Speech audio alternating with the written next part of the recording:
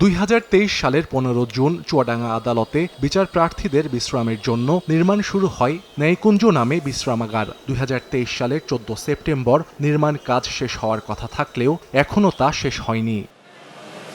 Tin shed ভবনটিতে রয়েছে বসার chair, একটি দোকান ঘর, দুটি শৌচাগার ও ব্রেস্ট ফিডিং কর্নার। বাকি রয়েছে সড়কসহ বেশ কিছু কাজ। প্রায় 2 বছরেও নির্মাণ শেষ না হয় ক্ষুব্ধ আদালতে আসা বিচার প্রার্থীরা। ছোট টিনশেড এ ভবন নির্মাণে সরকারি টাকার অপচয় হয়েছে বলে অভিযোগ সংশ্লিষ্টদের। লাখ লাখ টাকা দিয়ে নির্মাণটা করিয়েছে, এ তো আর আমাদের কোনো কাজে আসছে না। দূর থেকে অনেক মহিলারা আসে, তারা বিভিন্ন জায়গাতে অবস্থান করে, তো তার জন্য এটা খুলে দেওয়াটা খুবই দরকার। ঠিকাদারদের এখন আর সে খোঁজ পাওয়া যাচ্ছে না। একেবারে নিম্নমানের আছে যে র ম্যাটেরিয়ালস দিয়ে তৈরি করা হয়েছে। নতুন করে উদ্যোগ নিয়ে প্রয়োজনে ঠিকাদার পরিবর্তন করে কাজটা দ্রুতগতিতে সম্পন্ন করতে হবে। বসার জায়গাটা সরকার কর্তৃক যে বরাদ্দকৃত একটি টাকার মাধ্যমে একটি জায়গা তৈরি হচ্ছে, সেখানে মানুষ বসার সুযোগ পাচ্ছে না।